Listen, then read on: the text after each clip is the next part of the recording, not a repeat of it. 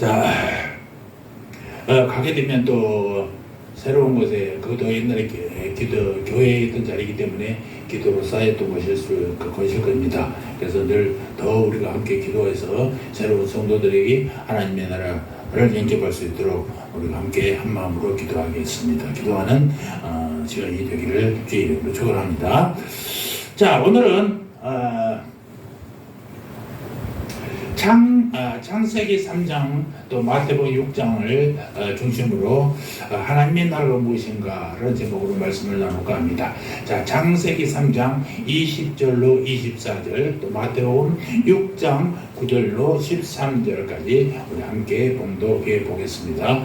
자, 먼저 창세기 3장 20절부터 한 절씩 교독합시다. 자, 아담이 그 아내를 사와라 이름하였으니 이는 모든 산자의 어미가 됨이더라.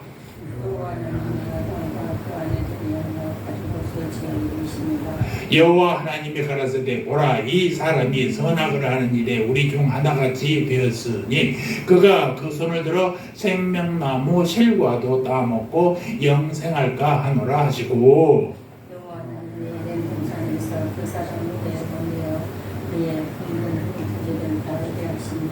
갈게 하시니라. 갖게 하시는 아니라 다같이 24절 이같이 하나님이 그 사람을 쫓아내시고 에덴 동산 동편에 그룹들과 두루 도는 화양금을 두어 생명나무의 길을 지키게 하시니라. 아멘. 자, 마태복음 6장 9절 보십시다. 마태복음 6장 9절 시작. 그러므로 너희는 이렇게 기도하라. 하늘에 계신 우리 아버지여 이름이 그렇게 여김을 받으시오며 나라의 임하오시며 뜻이 하늘에서 이룬 것 같이 땅에서도 이루어지이다.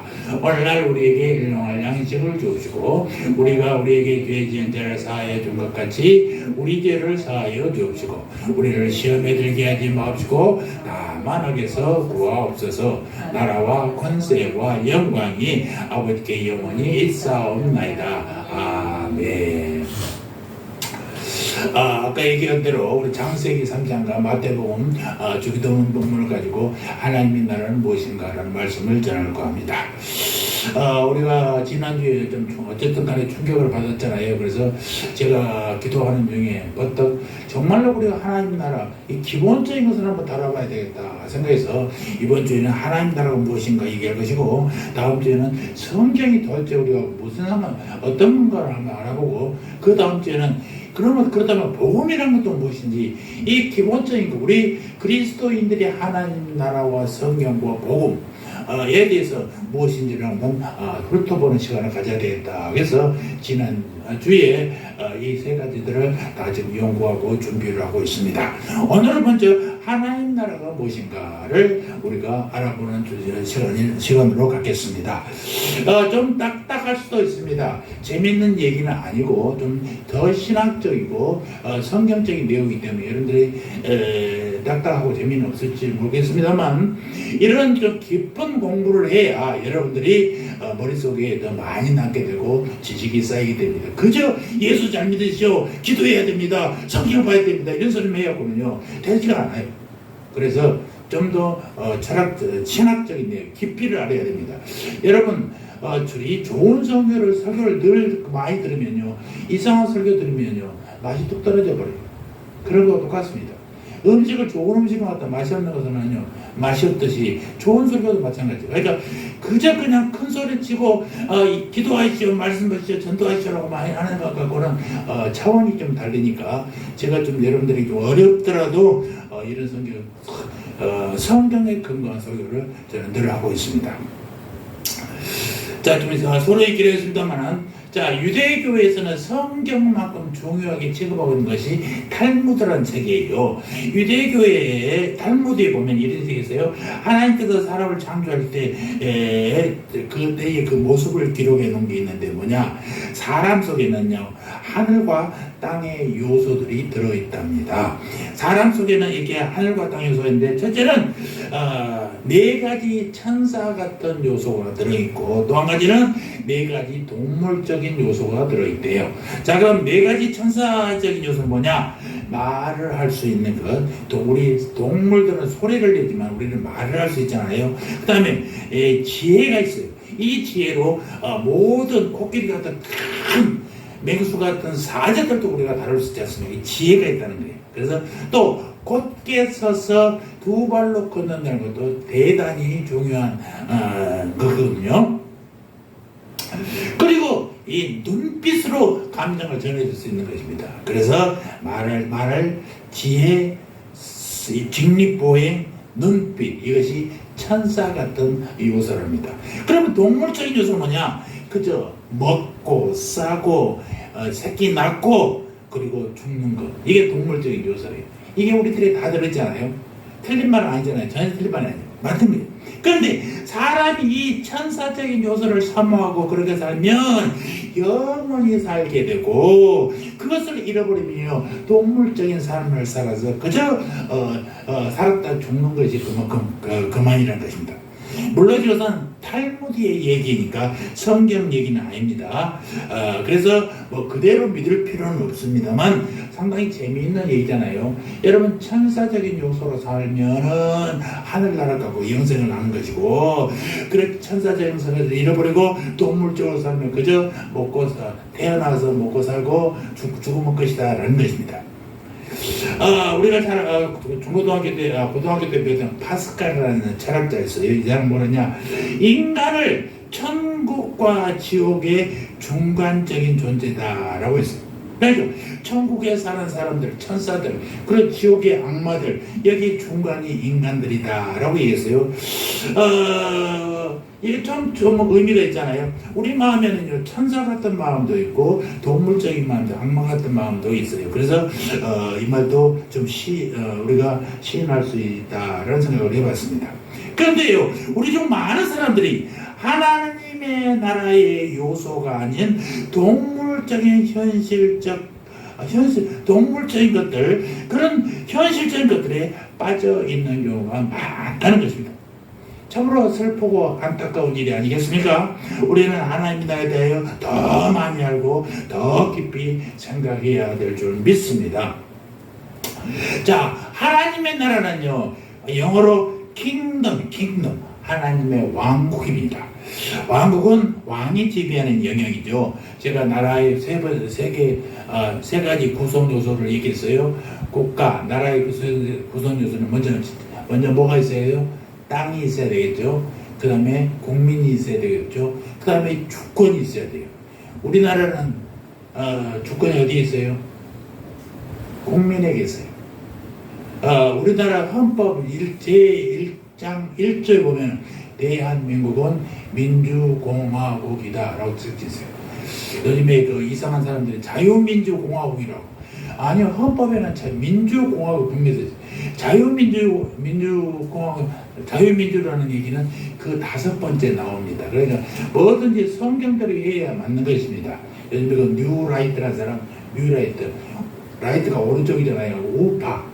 새로운 우파라는 것은 뉴라이트라고 그럽니다. 이 사람들이 자꾸 이승만을 우상화시키고 건국제라고 얘기하고 이런 사람들이 뉴라이트라는 사람들이에요. 그런데 우리나라는 국민이 주권이 있어요. 대통령이 주권이 있는 게 아니에요. 하나님 나라도 마찬가지입니다. 하나님이 창조하신 모든 세계, 또 예수를 믿어 하나님의 자녀가 된 모든 백성들, 그리고 주권은 누가 있어요? 하나님께 있죠. 하나님의 나라는 하나님이 좌지우지하고 하나님이 인도하시고 하나님이 통치하시는 나라, 이게 하나님의 왕국입니다. 우리 서울에도 왕이 지배하는 나라 있지 않습니까? 나라 있지 않습니까? 그래서 동대문, 서대문, 남대문, 북대문이 있었어요. 서대문도 없어지고 북대문도 없어지고 작은 창성문만 남아있고, 그러니까 대문, 사방에 대문이 있고 또 소문이 작은 문들이 하나씩 있었어요. 그래서 대문은 정통적인 문이고 나머지들은 민간인들이 통용하는 그런 문들이었단 말입니다. 이처럼 하나님의 나라는 하나님께서 지배하시는 거룩한 영역 안에 속한 삶입니다. 이곳에 참된 평안이 있고 주님이 주시는 거룩한 기쁨이 있다라고 하나님은 우리에게 말씀하십니다. 그런데 오랫동안 이 복음주의 기독교 내에서는요, 하나님 나라가 지금 이 가시적으로 나타날 것에 대한 기대감이 별로 없었어요. 우리는 예수께서 재림하셔야만 비로소 그분의 나라가 이 땅에 세워질 것이라고 배웠지 않습니까? 예수님이 다시 오셨을 때에 이 땅에 완전한 하나님의 나라가 이루어진다. 그런데요, 이 복음주의 진영의 하나님 나라 개념은 아직도 매우 소극적이고 패배주의적이고, 하나님 나라가 오실까? 그거는 얘기겠지, 이런 식이란 말입니다. 우리는 마지막 때 마귀가 점점 더 득세하여 대부분의 교회들이 타락하고 매우 연약하게 될 것이라고 배웠습니다. 이를 통해서 마귀는 점점 온 세상을 점령하여 마침내 잠시 동안이지만 세상을 통치하게 될 것입니다. 모든 것을 다 거의 다 이런 것처럼 보일 때 갑자기 예수님께서 오신다라는 얘기입니다. 그래서 우리 좀 개혁 신학 개신교에서는 대부분의 신학교에서는 이제 무천년, 전천년, 무천년, 후천년 이렇게 얘기하는데 무천년설을 주장해요.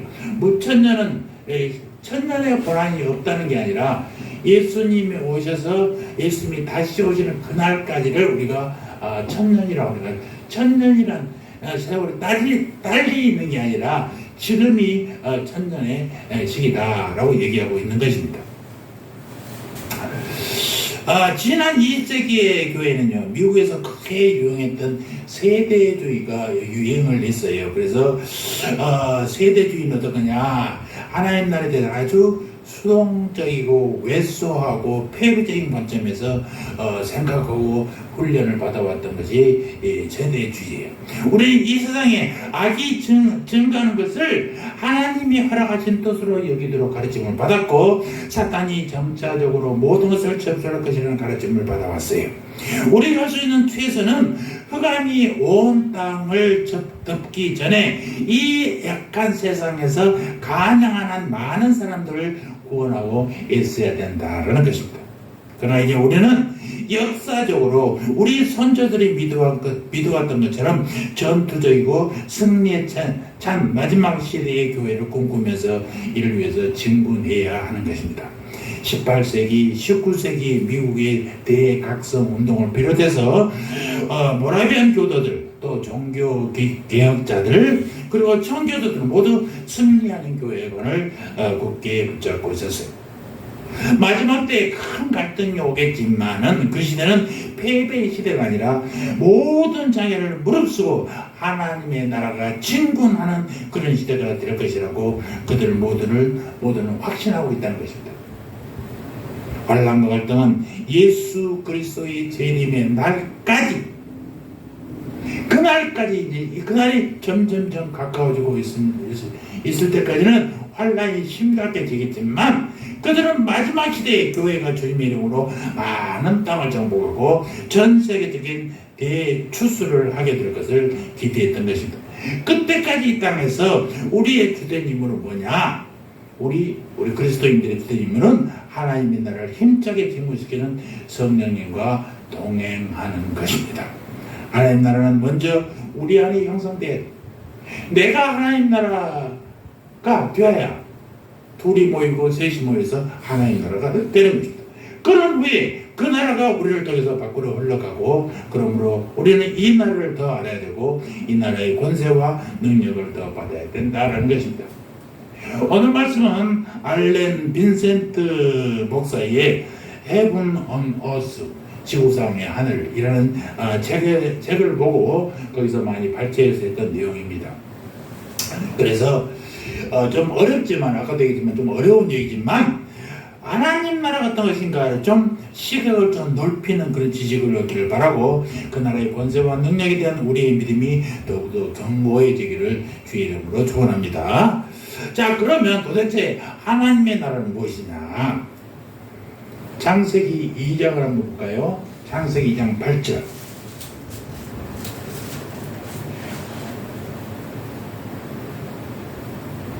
시작. 여호와 하나님이 동방의 에덴에 동산을 창설하시고 그 지신 사람을 거기 두시니라. 하나님 나라의 축소판이잖아요. 하나님이 동산을 창설, 거기에다 인간을 놓으셨어요. 이게 전체가 이거 전부가 하나님 나라는 아니지. 하나님 나라의 모형으로 이 땅에 세우신 게란 거예요. 자, 오늘 보면 창세기 3장 23절이 24절. 다 같이 시작. 여호와 하나님이 에덴 동산에서 그를 내보내어 그의 근원이 하시니라. 이같이 하나님이 그 사람을 쫓아내시고 에덴 동산 동쪽에 그룹들과 도는 불칼을 두어 생명나무의 길을 지키게 하시나. 하나님이 태초에 천지를 창조하셨습니다. 아멘. 우리 성경을 펴면은 창세기 1장 1절에 있는 얘기입니다. 땅을 아름답게 만드셨습니다. 그리고 그 땅을 뭐라 했냐? 에덴 동산이다 칭하셨어요. 8절 보니까 여호와 하나님이 동방의 에덴의 동산을 창설하시고 그 지은 사람을 거기 두시니라. 아담과 하와는요, 자신의 형상으로 창조하신 하나님, 하나님의 형상대로 아담과 하와를 창조했어요. 만들어졌어요. 그리고 그들을 에덴 동산에서 완벽한 평화의 나라로 살게 했다라는 것입니다. 이제 하나님의 나라가 거기서부터 시작되는 거죠. 그 나라의 백성 인류에게 주신 하나님의 형상은 지적, 도덕적, 영적 모양으로 나타나요. 지적인 하나님의 형상은 동물과 비교도 되지 않는 지혜를 말하고 있다는 거죠. 아까도 있지 않습니까? 사람들은요, 동물도 IQ는 있죠. 좀 생각이 있죠. 그러나 인간처럼 따라가지 못해요. 그러니까 지배받고 있는 것입니다. 도덕적인 하나님의 형상은 인간 속에 우리는 자꾸 유교의 성학설, 성선설, 성학설 주장하는데요. 그런 유교의 관점으로 봤을 때 성학설이냐, 인간이 본래부터 악하냐, 나쁘냐라고 얘기하는 그런 겁니다. 그러니까 우리 기독교의 내용은 성학설, 성선설이 없어요. 하나님의 인간을 어떻게 창조했을까요? 원래는 선하게 창조했어요. 그죠?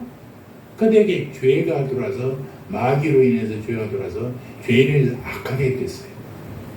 그래서 우리는 성악설이다. 성악설을 좀 그거 아니에요. 그거는 축구 룰을 가지고 배구를 보는 것 같아. 야, 발로 해야 되는데 저 사람들 왜 손으로 공을 보내지? 이런 거 똑같아요. 그러니까 그런 성악설, 성선설의 문제가 아니라니까요. 우리는 하나님께서 지으신 대로 하나님은 인간을 악하게 만들지 않았어요. 선하게 만들었어요. 풍요롭게 살도록 만들었어. 죄가 들어오니까 우리가 변해버렸어. 욕심이 커져서 남의 것을 탐하고 남의 것을 죽이고 하게 되었다.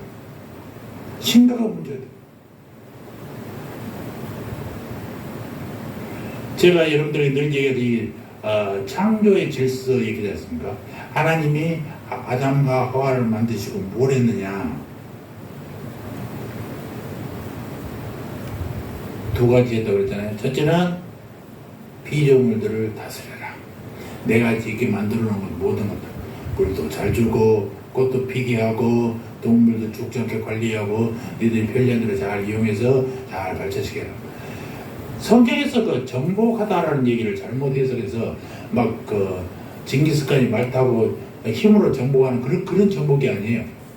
하나님이 창조하신 방법대로 네가 잘 관리해라는 뜻이에요. 그러니까 개발이 요즘에 심합니다만은 산을 깎고 편리하게 사람들이 지나갈 수 있도록 길을 만들면요, 이거 비가 오면 틀림없이 무너지게 돼 있어요. 그건 위험하잖아요. 그렇죠. 그러니까 있는 것을 잘 보존하고 개발하는 게 우선이에요. 저도 학교 때 그런 공부를 많이 해봤습니다만은 늘 개발해서 사람이 편리하게 하는 것보다는 그것이 잘 보존하고 관리하는 것이 우선. 그것이 바로 하나님이 지으신 창조를 흐트리지 않는 것입니다. 이런 것을 우리에게 주셨어요. 이것은 내가 능력이 있어가 아니라 하나님이 주신 위임의 권세였어요. 그들이 하나님께 순종하는 동안에는 영원히 하나님의 생명이 무제한으로 그들에게 들어와서 인간에 들어와서 생명의 능력을 가득하게 되고 하나님 만드신 모든 만물들을 소목으로 통치할 수 있게 된 것입니다. 그리고 또 하나가 뭐예요?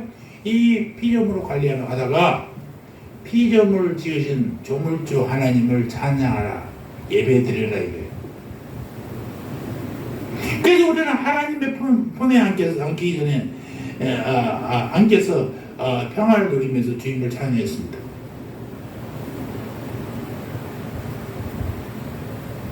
하나님의 품 안에 편히 안겨서 만족을 누리는 것, 이것이 바로 하나님 나라의 삶이라는 것입니다. 그러니까 최초의 조상인 아담과 하와는 에덴 동산에서 완전한 질서 속에 머물렀어요. 만물은 하나님 나라 안에 있었기 때문에 모든 것이 심히 좋고 아름다웠단 말입니다. 거기에 타락이 있습니까? 악이 있습니까? 미움이 있습니까? 질병이 있습니까? 죽음도 있습니까? 죽음도 없어요.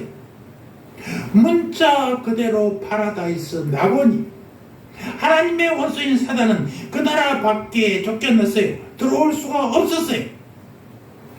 하나님 나라 안에 있는 모든 것은 사탄의 영역이 침범할 수 없는 것이, 사탄은 이를 만질 수도 없고 건드릴 수도 없어요. 지금도 마찬가지. 하나님 나라, 하나님의 영역 안에서는요, 어떤 사탄도 들어올 수 없는 것입니다.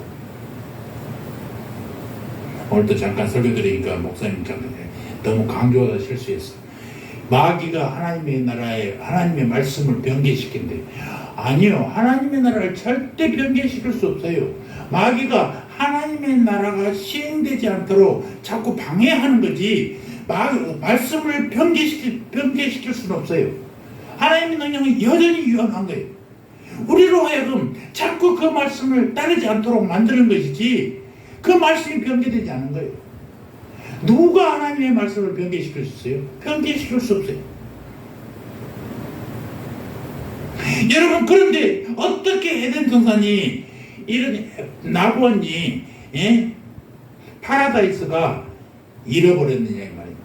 그래서 실낙원이라고, 잃어버렸다 할 때 실자를 써가지고 실낙원, 낙원을 잃어버렸어요. 왜 그랬어요? 인간 범죄와 타락을 개수하고 있는 창세기 3장에 기록에 보면 뱀이 인류의 조상을 유혹해서 하나님이 금하신 규정을 어기도록 했다는 것입니다. 사단의 전략은요, 하나님께서 땅을 다스릴 권세를 아담과 하와에게 주셨을 때에 하나님의 말씀을 장악하는 거예요? 아니요, 아담과 하와를 장악하는 거예요. 하나님의 말씀이 그들에게 들어가지 못하도록 아담과 하와만 바꾸면 바깥입니다. 그들에게 욕심을 주죠. 탐욕을 주는 거예요. 제가 늘 얘기하지만 우리 10계명 전체가 다 탐욕에 대한 문제입니다. 다른 신을 왜 섬겨? 하나님 가지고 안 되니까.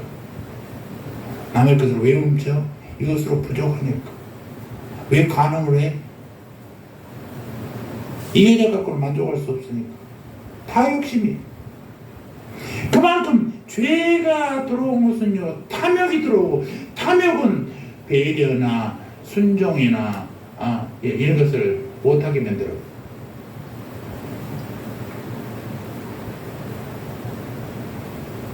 그래서 뱀의 사단의 목적은 뭐겠어요?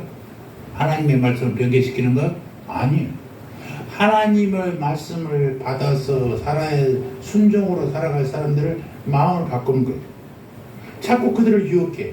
야, 하나님이 선악과를 먹지 말라고 그래서 먹으면 큰일 난다고? 아니야. 니들이 하나님처럼 되니까 못 먹게 하는 거야. 하나님 혼자 독점 말라고. 속삭속삭. 그래?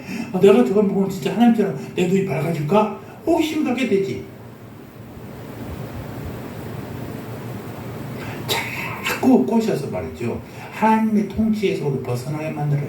하나님의 통치 안에 살아야 될 우리들을 하나님 통치 밖으로 벗어나게 만든단 말입니다.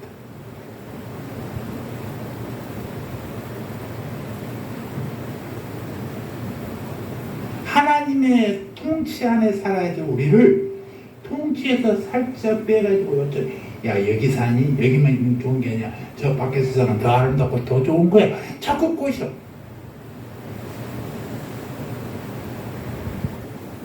제가 언젠가 한번 얘기했었을 겁니다. 러시아의 소설 중에 이런 얘기가 있어요. 물가에 사는 꽃이 너무나도 아름답게 잘 피어 있어요. 참 좋아. 참 물이 풍성하고 때가 되면 꽃이 피고 새들이 자기 찾아오고 벌나비가 찾아오고 너무나 기쁘죠. 막 맨날 노래만 보고 있어. 그런데 어느 날 새가 탁 와서 꼬시는 것입니다. 야, 너는 발이 없어서 못 나가지? 우리 저 북쪽에 가면 말이야. 너무너무 아름다운 곳이 있는데 너는 갈 수 없어서 부러울 거야. 그러고 유혹을 합니다. 그러니까 꽃이 말이죠. 그동안 얼마나 행복하게 잘 있었어. 그런데 자꾸 이상한 소리 들으니까 진짜 북쪽으로 가려고 하면 정말 좋은 곳이 있는가? 막 그런 생각이 드는 거예요. 그래갖고는 그 새한테 야, 나는 갈 수 없는데 네가 좀 도와줄 수 있니? 그럼 내가 도와줄 수 있지. 그래갖고는 새가 딱 그 곳을 뽑아가지고 물가에서 떠나서 날아가는 동안에 꽃은 어떻게 되겠어요?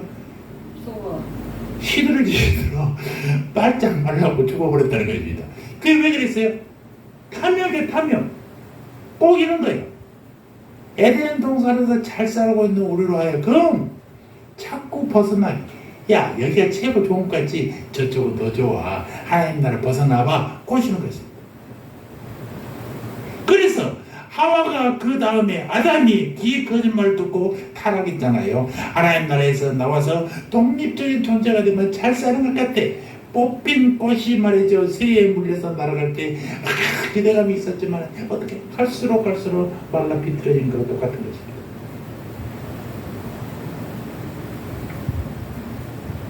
야, 이제는 하나님의 통치에서 벗어났구나. 내 멋대로 살아야지 라고 하는 순간 그들은 죄가 범하지고 그들의 삶은 비참하게 되는 것이. 그러니까 하나님의 통치에서 벗어나면은 그 대가를 누가 져요? 오롯이 자기가 져야 되는 것입니다. 여러분, 분명한 사실. 대한민국 국민도요, 대한민국에서 벗어나면 대한민국이 책임지지 않습니다. 토요일날 미국의 한인 방송국의 선배가 와서 거기서 거의 평생을 40년 동안을 살은 양반인데 한국이 기가 막히게 좋다면서 통관 절차가 미국하고는 제비가 안 된대. 미국은 공항 나오는데 30분 동안 걸린대. 30분이 넘어 걸린대. 또 물어보면 또 되게 많대. 시할 때 없는 것들. 한국은 1분이면 끝나버린대. 사진 찍고 신분증 제출하고 띵 끝나버린대. 그런데 30분 동안을 기다려야 돼. 미국은. 그렇게 세계 최강국의 미국도 세상에 공항 통과하는 게 그렇게 시간이 걸린다. 컴퓨터 여기 우리는 지금 버스 정류장에 보면 시간이 나오잖아요. 제가 국민학교 초등학교 5학년 때 일본에 사는 우리 이모부가 와가지고 야, 일본은 버스 정류장에 시간도 나오고 텔레비를 들고 야외에도 가고 그런다고 그러더라고요. 그래서 그걸 상상도 안 갔지. 근데 지금 아이디가 뭐라고 하지? 전자가 발달해가지고 일본을 우리를 못 따라버려요. 우리 못 따라왔다고 지금. 우리나라가 훨씬 더 정확해. 기가 막혀 시간이. 미국은 저런 것도 없어. 왜 없냐? 미국은 대중교통이 발달하지 않았어요. 전부 개인차를 쓰니까 대중교통이 발달하니까 버스 한 번 기다려오면 죽어난대. 그리고 이 양반이 또 한 번 한국에서 놀란 게 건널목마다 그늘막이 있는 거지. 깜짝 놀랐대요. 이야. 그런데 요즘에 그걸 파라솔처럼 있는 거 말고 양쪽으로 지붕처럼 이렇게 되어 있는 거 있잖아요. 이거는 타이머를 설치하고 시간이 되면 저녁에는 싸고 적어져. 아침이 되면 시간만 딱 펴져. 그걸 보고 기가 막히게 되는 거 봐. 물론 두바이는 정류장에 에어컨도 나온답니다. 그래서 우리나라도 에어컨 나온 데가 있어요. 여러분 아십니까? 또 저는 버스를 안 타봤는데 마천 사거리에서 그때 버스를 한번 타려고 겨울에 11월 달인가 오는데 거기 철판에 앉았거든요. 의자에 앉았더니 따뜻해.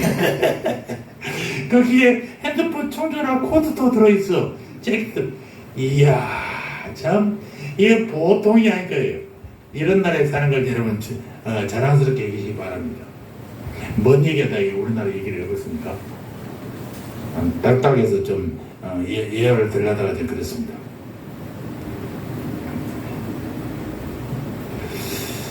그래서 하여튼 아담과 하와가 하나님의 이 통치 속에서 벗어나가지고 살다가 이 모양이 되어버렸잖아요. 비참하게 됐어요. 하나님께서 이 죄악 선악과를 따먹고 난 아담과 하와가 북굴에서 도망칠 때 하나님께서 부르시는 소리가 있어요. 그게 뭐요? 아담아, 네가 어디 있느냐? 네가 어디 있느냐? 이 소리를 내가 7, 8년 전인가 설악산에 영락교회 기도원에 갔는데 거기 기도원 딱 있고 한경직 기념관 교회가 있고 이쪽에 이제 숙소 겸 강의동이 있는데 거기 딱 한경직 기념관에 들어가는데 앞에가 네가 어디 있느냐 한경직 목사님이 그 펜으로 쓴 것을 크게 해가지고 입구에 딱 붙여놓은 거예요. 그 소리를 딱 들었는데 저 소리가 나한테 하는 것 같아요. 그래서 얼마나 뜨끔했는지 모릅니다. 내가 지금 어디 있지? 내가 목사로서 있을 곳에 제대로 있는가? 돌아보는 시간이 그랬어요. 하나님은요, 아담과 하와가 하나님의 통치에서 사단의 꾀임에 빠져서 벗어났을 때에 찾으시는 것이 아담아 네가 어딨느냐. 그것은 지금 하나님과 그의 피조물인 인간 사이의 존재하는 깨진 관계예요. 또 분리된 관계. 얼마나 아파 있으면 하나님이 인간을 불렀겠느냐라는 것입니다. 아담과 하와는 더 이상 하나님 앞에서 벌거벗고도 순결하고 부끄러움이 서 있을 수가 없었어요. 그들은 이전처럼 기쁨으로 주님 앞에 나설 수도 없었고 기쁨으로 주님과 손잡고 춤을 출 수도 없었어요. 그러니까 무서워서 숨어 있었던 것 아니겠습니까? 그때 하나님은 중대한 결정을 내렸어요. 주님은 사탄과 그의 졸개들을 멸망시키고 사탄의 왕국을 파괴할 수 있는 분이죠. 그런데 그 경우 죄를 범한 인류를 동일하게 심판하셔야 했기 때문에 사탄의 심판을 연기하시고 아담 종족을 구속하기로 결정하셨다는 것입니다. 인간부터 살려야 됩니다. 정치 얘기해서 죄송합니다만 우리나라의 김건희 디올백 때문에 이쪽에서는 아무 죄가 없다. 김건희가 죄가 없으니까 최 목사가 죄가 없다. 그렇게 평가했어요.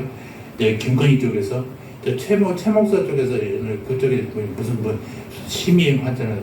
이거 죄가 있다는 거예요. 최 목사 쪽에 이 최 목사 집어넣어야 된다. 최 목사를 집어넣으면 김건희도 집어넣어야 되잖아. 똑같은 상황을 가지고 저놈 죄인이라고 한 놈은 나 죄인이니까 잡아넣으라 그러는 것이고 받은 사람은 나 죄 없으니까 저 사람도 죄 없다고 하는 것이고 이게 얼마나 웃기는 얘기냐고요. 원래 청탁금지법은 말 그대로 청탁하지 말라는 법이 아니라 공무원들은 깨끗해야 돼. 청렴 결백해야 된다. 그러니까 주지도 말고 받지도 말자는 얘기예요. 그냥 받는 사람들이 나쁜 놈들이지 사실은 주는 사람들은 엄청 많아요. 주려고 그래. 왜? 뭔가 얻으려고 하니까 주는 거예요. 국회의원 한번 했던 우리 김홍신이라는 선배님, 아버지 선배가 있는데 이 양반 국회의원이 되니까 돈을 싸들고 들어오는데 이거 돈 받으려고 하면 엄청 부자 된대요. 그런데 그 양반은 한 번 하고 더러워서 그것도 쳐버렸는데 그만큼 권력이 힘이 빌붙어서 무언가를 해보려고 하는 사람들이 많아요. 국회의원 한 번만 하면 선거비용 빼고도 나오는데 그 주변 사람들은 무지에 줄 서서 받지 말아니 받지 마라.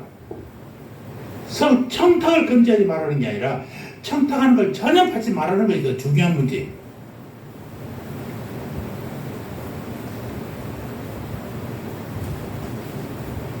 왜 받았겠어요? 욕심 때문에 받지. 왜 아담과 하와가 마귀에 놀아댔어요? 하나님 말씀 보고 참 편하고 좋았는데 그 말씀에서 벗어나기만 하면 뭔가 더 있을 것 같아요. 그래 그 욕심이 그를 망하게 만든 거예요. 그래도 그들을 평가하지 아니하고 이걸 쓸어 없애버려야 되지만 먼저 이 인간이 살아갈 길을 만든 후에 정리하겠다는 것 아니겠습니까? 구원의 문은 마지막 심판날까지 만민에게 계속해서 열려있게 되었단 말입니다. 하나님이 기꺼이 그분의 나라의 통치를 받아들이고 그분의 뜻에 순종함으로써 이 땅에 그분의 나라의 영광을 세우기로 작정하는 모든 사람들, 이런 사람과 화해하시기로 작정했어요. 이 화해의 방법이 누구예요? 예수 그리스도를 이 땅에 보내신 거예요. 그러나 이 땅은 하나님의 나라와 또 다른 나라가 충돌하는 거죠. 누가 이게요? 물론 하나님 나라가 있습니다만 하나님 나라, 하나님의 능력이 없어 사탄을 모면하는 게 아니라니까요. 인간부터 구원하려고, 만물을 구원하라고, 하나님이 창조한 인간, 모든 식물, 동물, 자연 모든 것을 다시 창조의 시대로 회복하기 위해서. 그래서 바울사도의 책에 가장 많이 나오는데 만물이 구원받아야 된다는 일 많이 합니다. 인간만 구원받는 게 아니에요. 만물이 구원받아야 돼요. 여러분, 예수 그리스도가 육신을 입고 이 땅에 오시기 전 수천 년 동안 사단은 온 땅을 활보하면서 사람들이 계속해서 하나님 말씀 듣지 마라, 하나님 말씀 안 들어서 네 멋대로 네 자유의지를 가지고 살아가는 거야, 그래야 제대로 사는 거야 곳이니까 그게 다 넘어갔어. 그래서 자기 욕망대로 살고 하나님 모르고 세상 풍습, 정욕, 그들이 유혹하는 대로 다 따라가거든. 가끔 하나님의 뜻에 따라 살려는 자들을 찾으시는 하나님은 임시이긴 하지만 그들을 통해서 세상의 빛을 보이셨고 그 결과 잠시 하나님 나라와 비슷한 모습을 가져왔지만 그 어느 것도 영원하지 못했어요. 지속되지 못했다는 거예요. 태초에 시작된 하나님 나라는 이처럼 훼손되어서 이젠 새로운 시작을 가져올 한 사람을 기다릴 수밖에 없다는 것입니다. 이 한 사람이 누구예요? 하나님이신 예수 그리스도. 마침내 하나님의 때가 이르렀을 때 하나님은 이 한 사람이 되시기 위해서 친히 육신을 입고 이 땅에 오셨어요. 갈라디아서 4장 4절 5절 때가 참에 하나님이 그 아들을 보내사 여자에게서 나게 하시고 율법 아래에 나게 하신 것은 율법 아래에 있는 자들을 속량하시고 우리로 아들의 명분을 얻게 하려 하심이니라. 목사님들이 세례할 때, 세례식 할 때 항상 하시는 말씀, 예수 그리스도를 믿어 하나님의 자녀가 된 홍길동의 교회, 내가 성부와 성자와 성령의 힘으로 세례를 주라. 하나님의 백성 어떤 사람이에요? 예수 그리스도를 믿어서 하나님의 나라가 자녀, 하나님 나라의 자녀가 된 사람. 이 사람들이 하나님의 백성. 예수님은 아담이 독립적인 존재가 되기 전에 순진한 상태에서 살았던 바로 그 인성을 입으시고 이 땅에 몸이셨다는 것입니다. 성자, 성부, 성자, 성령 언제 있었어요? 언제 있었어요? 언제부터 있었어요? 언제부터? 창조 전부터. 태초부터는 게 아니라 창조 전부터 있었어요. 이미 존재하셨어요. 성자 그분이 인간의 몸을 입고 이 땅에 태어나신 분이 누구예요? 그때 그분이 예수야. 이름이 예수라. 인간의 이름 예수.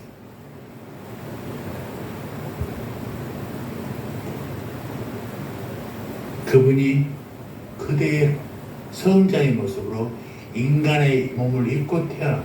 그렇지 않으면, 인간의 몸을 입지 않으면 우리와 대화할 수가 없어. 네, 그분이 인간이 아니니까 인간이어야 돼. 그러나 죄 많은 인간이 아니라 죄 없는 인간, 하나님이시자 인간이 되어야 되는 분이에요. 그래야 우리가 대화할 수 있어요. 우리의 생각을 이해할 수 있어요. 하나님만서 그분이 하나님의 언어로 쓰면 우리는 알아들을 수가 없어요.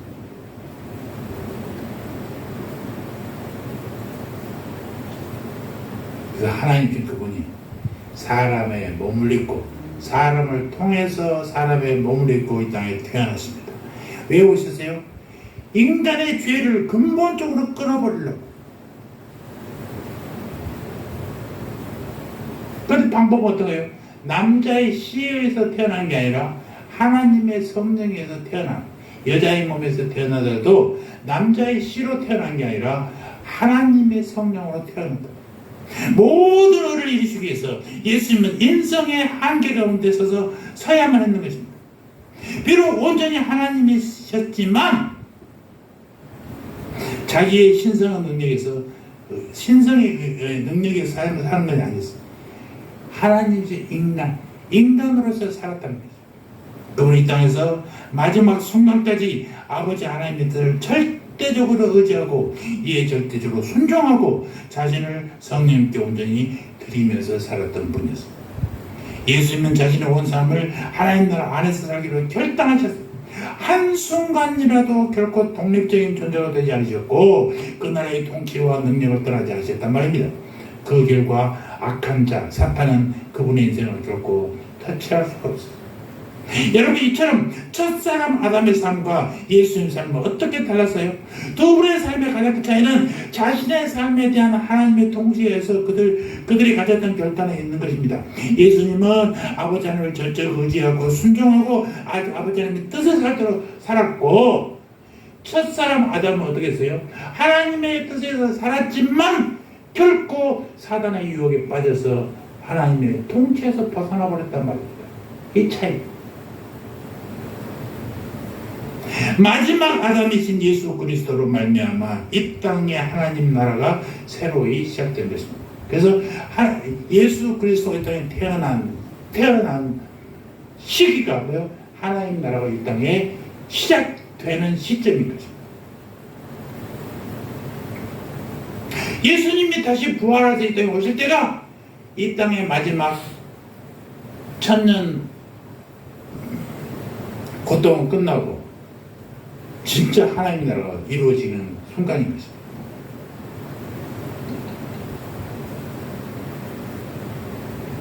이 인간들, 하나님 창조하는 인간들을 구원하시고 있습니다.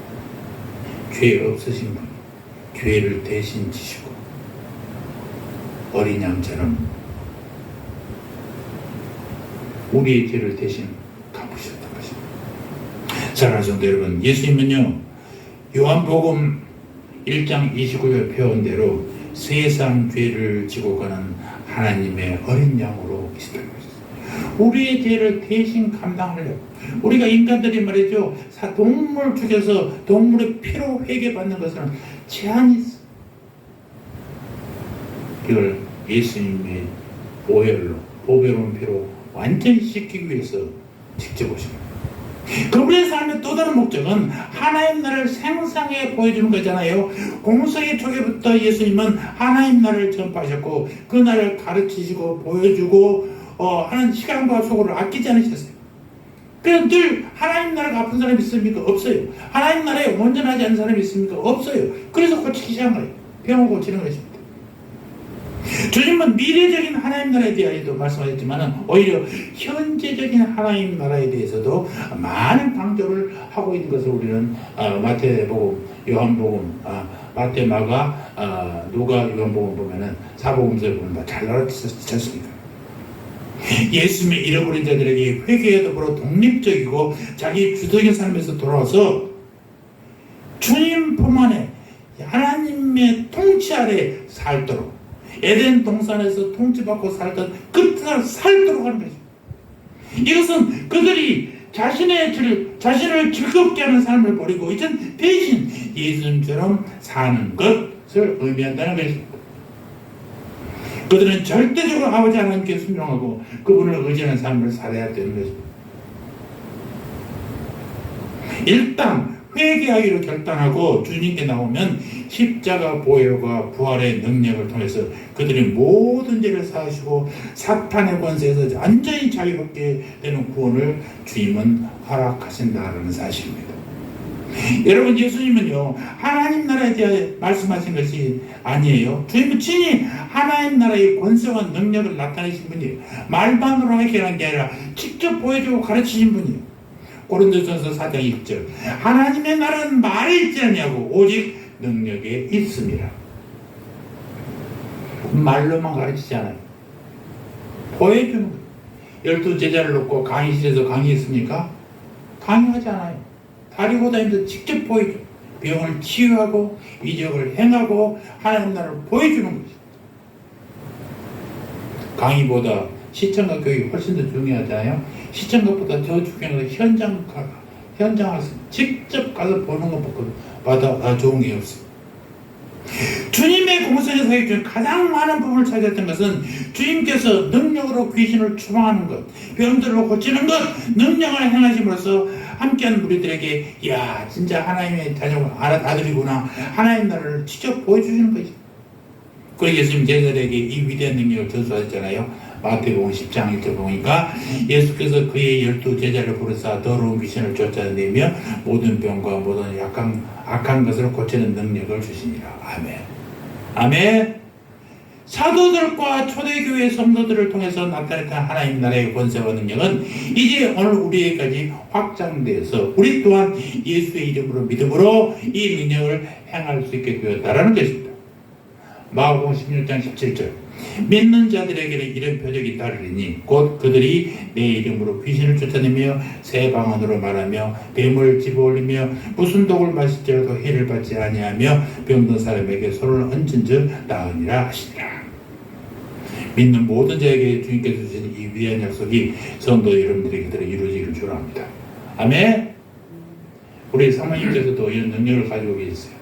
병든 자에게 손을 놓고 기도하면 속에 있는 마귀가 발광하고 나가는 역사가 있어서 그들을 많이 체험했습니다. 저는 아직 그런 걸 경험하지 못했지만 아픈 분을 위해서 기도하고 손을 놓고 기도했더니 그 아픈 분이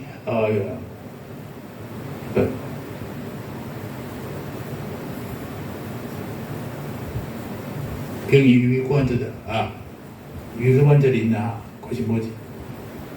응급실 말고 중환자실에 있던 분이 기도받고 사흘 만에 일반 병실로 내려오는 역사를 경험했습니다. 우리에게 주님께서 하세요. 내가 큰 목소리로 기도했습니까? 제가 수술하면서 목소리가 안 나올 때 정말 목소리도 그대로 나오지도 못하고 그날은 날씨가 쌀쌀해서 목소리가 더 들어갔는데 그게 내가 수술했던 방이에요. 그 방이요. 옛날에 그 세브란스가 깨끗이 해서 새로운 건물에 들어선 것 뿐이고 거기 중환자실이에요. 손 얹고 기도했는데 목소리도 목소리 조그만 목소리를 했는데도 불구하고 3일 만에 놀라운 역사가 있는 걸 체험했습니다. 그렇다면 이런 우리 하나님 나라의 백성들은 어떤 특권이 있는지 또 어떤 의무를 져야 되는지도 한번 생각해보지 않을 수가 없지 않습니까? 이제 하나님 나라의 백성들 우리는 어떻게 해야 되느냐? 우리 그리스도인들은 하나님 나라의 존귀한 백성인 것은 맞죠. 그러므로 그 나라의 백성들은 우리에게는 엄청난 특권과 동시에 반드시 지켜야 할 의무가 있는 것입니다. 우리나라에도 4대 의무가 있죠. 무슨 의무요? 일단 국방의 의무, 납세의 의무, 교육의 의무, 또 하나 뭐지? 노동의 의무인가? 근로의 의무인가? 하여튼 4가지 얘기 있습니다. 이걸 다 해야 됩니다. 일을 하고 놀 수는 없어요. 공부 안 하고는 견딜 수 없어요. 세금 내야 됩니다. 국방 지켜야 됩니다. 이게 우리들의 국민들의 의무예요. 지켜야 되는 거예요. 하나님 나라도요. 하나님 나라의 백성은 이걸 해야 돼. 자, 우리들 그리스도인이 누구냐? 예수 그리스도를 믿어 하나님의 자녀가 된 사람들.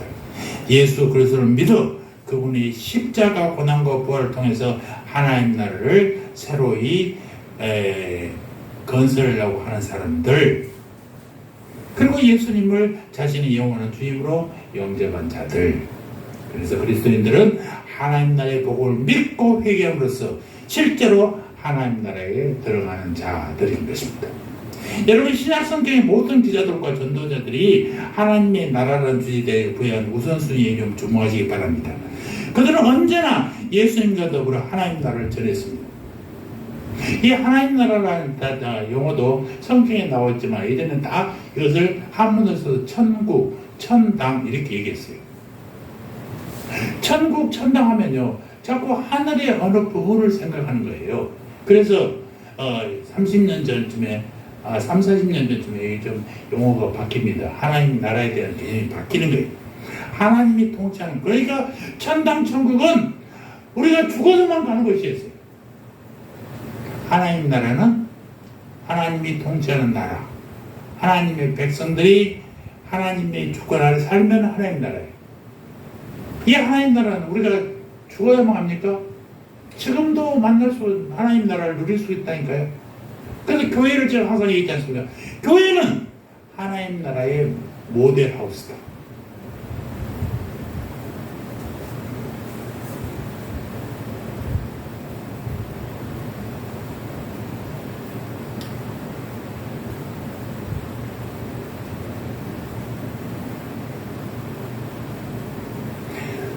세례 요한을 보십시오.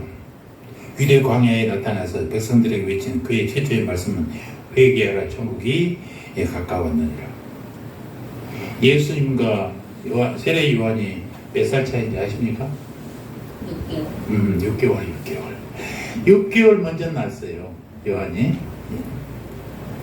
세례 요한은 하나님 나라에 대해 선포하면 두 가지 말하는데, 첫째, 회개하라. 두 번째, 성령과 불세를 받아라. 그런 것입니다. 우리가 고려해야 할 첫 번째 문제는 진정한 회개의 본질이 무엇인가. 왜냐하면 회개 없이는 하나님 나라에 절대로 들어갈 수 없기 때문에 그렇습니다. 하나님 나라에서는 누구나 진정한 회개의 관문을 거치는 자들이죠. 회개는 죄를 슬퍼하는 것과 다르단 말입니다. 가룟 유다는 자기도 잘못한 것을 후회했잖아요. 그러나 지옥 갔어요. 자살했잖아요. 그것은 후회예요. 회개는 내 머리에서 가슴에서 느끼고 행동으로까지 나타난 거예요. 만약 내가 담배 피지 말아야겠구나. 그럼 담배 안 피워야지. 담배 피우면 나도 안 좋지. 그러고 끝나는 것은 회개가 아니에요. 그러면 나 담배를 탁 꺼내버려야 되겠다. 이럴 때 그게 진정한 회개되는 거지. 죄를 지었지. 그 죄를 이제 앞으로 안 지어야겠구나. 그거 지었지만 내가 하나님한테 욕먹지. 해놓고는 행동으로 나타나지 않으면 안 된단 말이에요. 행동으로 보일 때까지가 중요한 거예요. 그래서 하나님 나라의 백성은 누구나 회개의 강물을 거쳐야 되고, 슬퍼하고 후회하는 것과 달리 완전한 변화를 의미하는 거란 말입니다. 성경적 단어인 회개는 너무나도 급진적이고 너무나 온전한 마음의 변화를 의미하는 것입니다. 이로 말미암아 우리 삶 자체가 바뀌는 거예요. 라이프 스타일이 바뀌는 거예요. 이게 회개.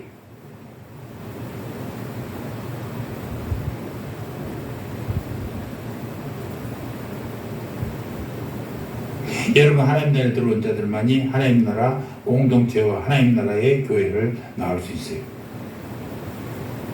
이 땅에 하나님 나라를 가져올 수 있도록 우리가 그리스도인으로 하나님 나라의 백성으로 살아야 되지 않겠느냐라는 것입니다.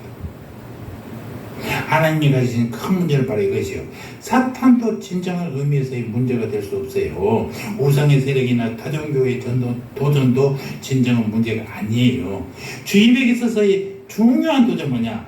하나님 나라의 백성들로 하여금 자기 자신의 일을 중단하고 무조건 하나님의 뜻대로 행하게 하는 거예요.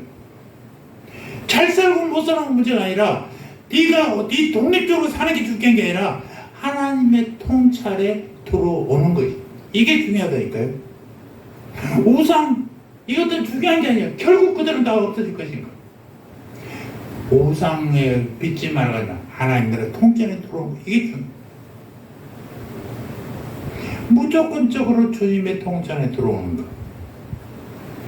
이 목적이 달성만 되면 주님의 품 안에 들어온 자에게 사단 마귀가 힘을 발휘할 수 있어요? 없어요. 흑암의 나라가 거기를 침공할 수 있어요? 없어요. 간단해요. 흑암의 나라에 벗어나라, 사단 마귀에서 벗어나라, 필요 없어요. 하나님 나라에 들어오는 것이요. 제가 늘 얘기했습니까? 이단을 공부해서 이단에 빠지 마라가 아니라 예수를 제대로 알면 예수 아닌 모든 것은 다 이단이에요. 간단해요. 하나님의 통치 안에 들어오면 사단, 마귀, 유혹 다 필요 없어. 건들지도 못.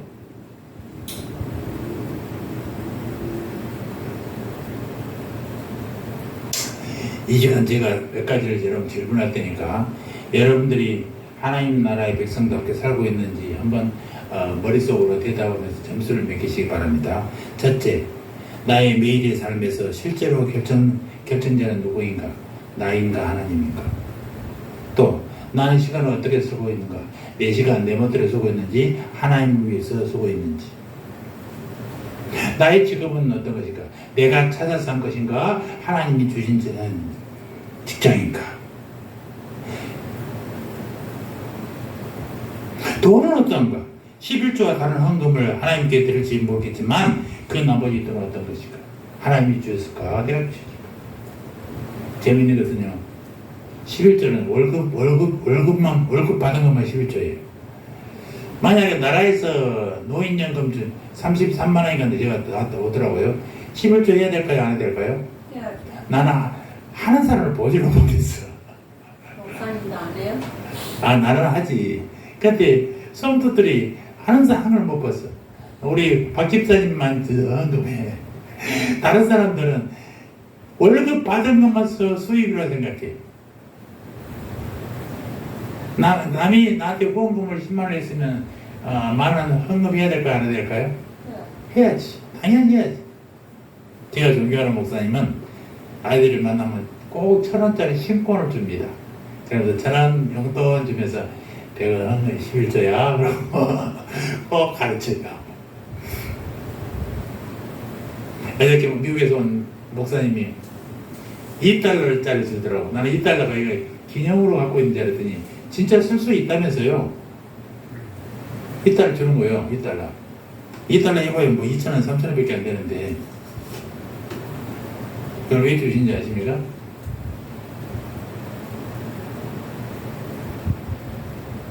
여기에는요, 미국의 모든 돈에는 기가 막힌 말이 써 있어요. Trust in God. 하나님 안에서 믿는다. 하나님을 믿는다는 단어가 써져 있어. 돈에다가 이런 말을 새길 수 있는 게 어디가 있겠어요? 대단하죠. 그냥 미국이 미국 되는 거예요. 예전에는 미국이 좀 부강한 나라였어요. 2차 대전이 끝나고는요, 세계 완전히 경찰 국가로 변했잖아요. 문제가 있으면 가서 해결하고 해야 되는 그 미국이. 왜 하나님을 그렇게 하시는 거예요? 여러분 잊지 마시고요. 그러면서 그분이 얘기하시는 우리 대한민국이 대단하다.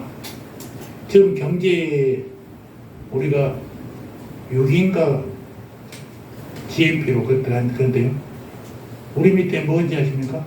일본이 우리 밑으로 떨어졌대. 세계 G2까지 올라왔던 일본이 우리나라 밑에 있대. 그래서 대한민국은 하나님이 축복하신 나라다 라고 얘기하더라고요. 그런데 저도 아멘 했어요. 여러분, 돈도 하나님이 나에게 주셨고 하는 걸 기억하시고 하나님께 감사합니다 하는 것입니다. 생길 때마다 마음이 고마워도 감사합니다 하는 것입니다. 헌금을 강조가 11조가 나오는 게 아니라 은혜를 받으면 11조가 나오는 거예요. 또 한 가지, 하나님께서 참으로 현재 교회의 상황 가운데 나를 두셨고 나는 하나님으로 하신 사람들과 좋은 관계를 유지하고 있는지 이것도 한번 돌아봐요. 어떤 교회는 사람들과 만나지도 예배 끝나면 만나지도 못하게 하는데 그런 교회는 교회가 아니에요. 늘 사람들과 만나서 교제하고 교제를 통해서 더 풍부해지고 이래야 되는 것입니다. 여러분, 하나님 나라에 들어와서 살고 있는지 한번 여러분들 스스로 점수를 매기시기 바랍니다. 그래서 여러분은 정말로 이 질문대로 사는 것이 7가지 중에서 다 살았다면 정말로 여러분들은 성령의 열매가 주렁주렁 열매게 될 것입니다. 기도하겠습니다. 할렐루야. 하나님 우리 아버지, 막연히 머릿속에서만 되뇌이던 하나님 나라를 말씀으로 다시 한번 각인시켜 주시니 감사합니다.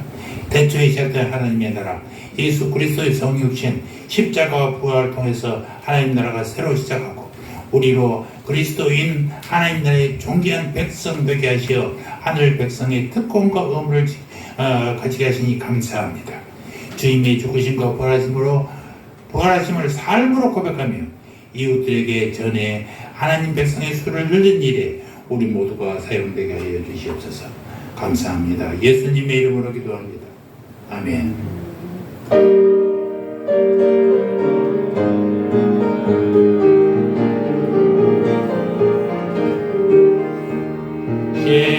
시온성과 같은 교회 그의 영광 어렵다.